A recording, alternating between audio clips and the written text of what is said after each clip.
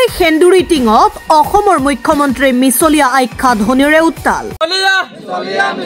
মুখ্যমন্ত্ৰী মিছলীয়া মাটি পটা নিদিম বুলি কেলাই নিদিলে। খুমটাই সেন্দুৰী টিং বাগিচা অঞ্চলত চাহ শ্ৰমিক ৰাইজে খুব উজাৰিলে বিজেপি চৰকাৰৰ বিৰুদ্ধে। তেওঁলোকে ভোট বিচাৰি আহিলেও এইবাৰ ৰাইজে তেওঁলোকক ভোট নিদিয়ে, সেইটো খাটাং, যেহেতু তেওঁলোকে এটা প্ৰতিশ্ৰুতি ৰাখিব পৰা নাই। আজি খুমটাই গোলাঘাট সেন্দুৰী টিং বাগিচাৰ অঞ্চলত প্ৰতিবাদ শ্ৰমিকৰ। মাটিৰ পাট্টা লাগিবই, মাটিৰ পাট্টা লাগিবই, মাটিৰ পাট্টা লাগিবই, BJP go back, BJP go back, মুখ্যমন্ত্ৰী মুৰ্দাবাদ, ইনকলাব জিন্দাবাদ। অসমৰ মুখ্যমন্ত্ৰী হিমন্ত বিশ্ব শৰ্মা ডাঙৰীয়াই চাহ শ্ৰমিক ৰাইজক মাটি পট্টা দিয়া প্ৰতিশ্ৰুতি কিয় বসুন্ধৰা আঁচনিৰ জৰিয়তে নোৱাৰিলে পূৰণ কৰিবলৈ?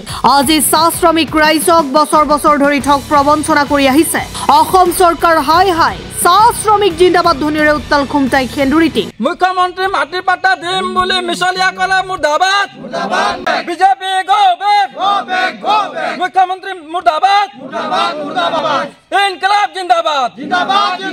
আমাৰ দাবী মানি লওক, আমাৰ দাবী মানি লওক, এই জুই জ্বলিছে। এতিয়া আৰু বাগিচাৰ অঞ্চলত ৰাইজে শুই থকা নাই, জাগিছে জাগিব। আচলতে মই সৰ্বপ্ৰথমে আমি MK নিজক মই ধন্যবাদ জনাইছোঁ।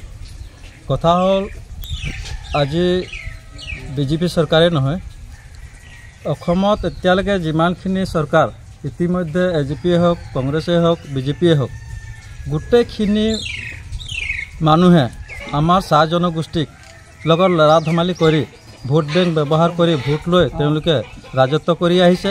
আৰু আমাক সহজ সৰল মানুহ হিচাপে তেওঁলোকে আমাক ঠগবাজ বঞ্চনা কৰি আহিছে। তেওঁলোকে কয় অমুক কৰিম তামুক কৰিম।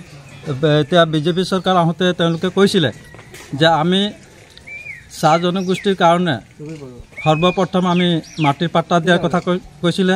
তেওঁলোকে জনজাতিকৰণ কৰিম বুলি কৈছিলে। 351 টকা হাজিৰা দিম বুলি কৈছিলে। প্ৰত্যেকটা ঘৰে ঘৰে চাকৰি দিম বুলি কৈছিলে। এনেকুৱা বহুত প্ৰলোভন তেওঁলোকে দি আমাৰ ৰাইজৰ পৰা ভোট লৈ গ'ল।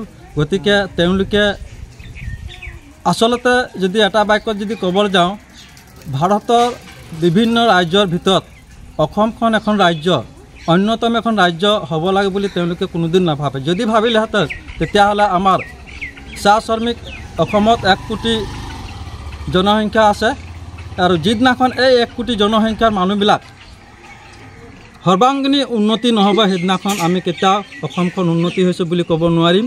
আৰু আমাৰ ওপৰত যিখিনি তেওঁলোকে ঠগবাজ বঞ্চনা কৰি আছে, সেইখিনি তেওঁলোকে প্ৰত্যুত্তৰ পাবলৈ হৈছে। গতিকে আমি ভাবিছোঁ আমাৰ লগত খেলা ধেমালি নকৰি চাহ জনগোষ্ঠী আজি অসমত অহা প্ৰায় 200 বছৰ হ'ল। 200 বছৰৰ পিছত প্ৰত্যেকটা দলে আহিছে চাহ জনগোষ্ঠীৰ সৈতে ডাঙৰ ডাঙৰ কথা কয়, চাহ জনগোষ্ঠীৰ সুৰক্ষা দিম, চাহ জনগোষ্ঠীৰ ঘৰ বনাম। কিন্তু দুখৰ কথা, 200 বছৰ পিছত আমি যিখন ঘৰত আছোঁ তাৰ মাটিৰ পাট্টা আমি পাবলৈ আজিলৈকে সক্ষম হোৱা নাই। আৰু অসম চৰকাৰ বিভিন্ন সময়ত বিভিন্ন আঁচনি প্ৰস্তুত কৰে, আৰু এই আঁচনি প্ৰস্তুত কৰিবলৈ যাওঁতে তেওঁলোকে সৰ্বপ্ৰথমে যিকোনো আঁচনিৰ মাটিৰ পাট্টা বিচাৰে। আৰু আমাৰ মাটিৰ পাট্টা নিদিয়াৰ কাৰণে আমাৰ যিবিলাক নিবনুৱা সংখ্যা আছে, সেইখিনি নিবনুৱা হিচাপে আজি হৈ আছে। গতিকে আৰু এটা কথা কি কৰিব নোৱাৰিব নি? তেওঁলোকে মাটিৰ পাট্টা দিয়াৰ পিছত তেওঁলোকে কৰিব নোৱাৰে। এতিয়াতো আপোনালোকে গম পাইছে বিভিন্ন মানে কিমান এটা বাগান বিক্ৰী কৰিলে এতিয়ালৈকে। আৰু এতিয়া আমি গম পোৱা মতে আমাৰ ৰাজাবাৰী বাগান বিক্ৰী কৰি দিয়ে, মানে তেওঁলোকে বিক্ৰী কৰি দিম বুলি ক'লে কালিৰ তাৰিখত তেওঁলোকৰ হাতত চব আছে, আইন কানুন প্ৰশাসন চব আছে।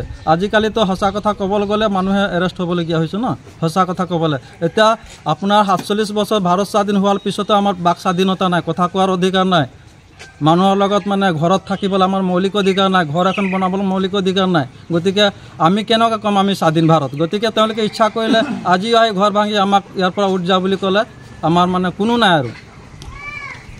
আৰু বৰ্তমান ভাৰত চৰকাৰে হওক, অসম চৰকাৰে হওক, আমাৰ চাহ জনগোষ্ঠীটোক মহিমাৰ চকুৰে চাই আছে বুলিহে আমি অনুভৱ কৰি আছোঁ। আমি কৈছোঁ আমাৰ চাহ জনগোষ্ঠী যিখিনি তেওঁলোকে প্ৰতিশ্ৰুতি দিছিলে, আমাৰ চৰকাৰ আহিলে আমি যিখিনি কাম কৰিম বুলি, সেইখিনি কাম তেওঁলোকে ভোট বিচাৰি আহিলেও এইবাৰ ৰাইজে তেওঁলোকে ভোট নিদিয়ে, সেইটো খাটাং। যিহেতু তেওঁলোকে এটা প্ৰতিশ্ৰুতি ৰাখিব পৰা নাই। যদি তেওঁলোকে যদি মাটিৰ পাট্টা দিলেহেঁতেন, তেওঁলোকে যদি আমাক জনজাতিকৰণ কৰিলেহেঁতেন, তেওঁলোকে যদি 51 টকা হাজিৰাটো আমাক দিব পাৰিলেহেঁতেন, তেওঁলোকে দেৱাৰৰ হাজিৰা বাঢ়িছে। তেওঁলোকে বাঢ়িছে। আৰু তেওঁলোকে MLA মন্ত্ৰীবিলাক কৈছে আগত ইমান টকা আছিলে, আমি ইমান টকা কৰিলোঁ। ঠিক আছে, কৰিছে, আগতো কৰিছে, এইটো নতুন কাম নহয়। তেওঁলোকে কৰিছোঁ যে তেওঁলোকে কৈছে যে আগত কংগ্ৰেছ চৰকাৰৰ দিনত মানে পইচা থৈছিলে, এতিয়া টকা। যুগ পৰিৱৰ্তন হৈছে। আগত যেনিবা ভেলু নাছিলে, এতিয়া ভেলু আছে, বা আগত ভেলু আছিল, এতিয়া ভেলু নাই। যাৰ কাৰণে হয়তো আগৰ দিনত পইচা থৈছিলে, এতিয়া টকা থৈছিলে। কিন্তু তেওঁলোকে যিটো কথা কৈছিলে 351 টকা দিম বুলি কৈছিলে, তেওঁলোকে মিছলীয়া কেলে হ'ল? তেওঁলোকে চাৰ্টিফাই কৰিছে নেকি আমি অসমৰ মানে অসম চৰকাৰৰ আমি মিছলীয়া বুলি? তেওঁলোকে চাৰ্টিফাই কৰিব খুজিছে নেকি? তেওঁলোকে আমাৰ চাহ জনগোষ্ঠীক মিছা কথা কৈ থাকে। তেতিয়াহ'লে অসমখন কোনোদিন অন্য এটা ৰাজ্যৰ মানে তুলনাত মানে আমি ভাবোঁ যে অসম এখন মানে অনলাইনত বিকিব। তেওঁলোকৰ মানে কি বিকি আছে, বিকি থাকিব। আৰু তেওঁলোকৰ হাতত ক্ষমতা আছে, তেওঁলোকে বলে প্ৰয়োগ কৰিহে তেওঁলোকে মানে বিকি দিব পাৰে। আৰু এনেকুৱা মানে হয়তো এদিন হৈ যাব পাৰে, আৰু হৈ পেলাই আহি আছে মানে। গোলাঘাটৰ পৰা ইয়ালুদ্দিন হুছেইনৰ ৰিপৰ্ট MK নিউজ।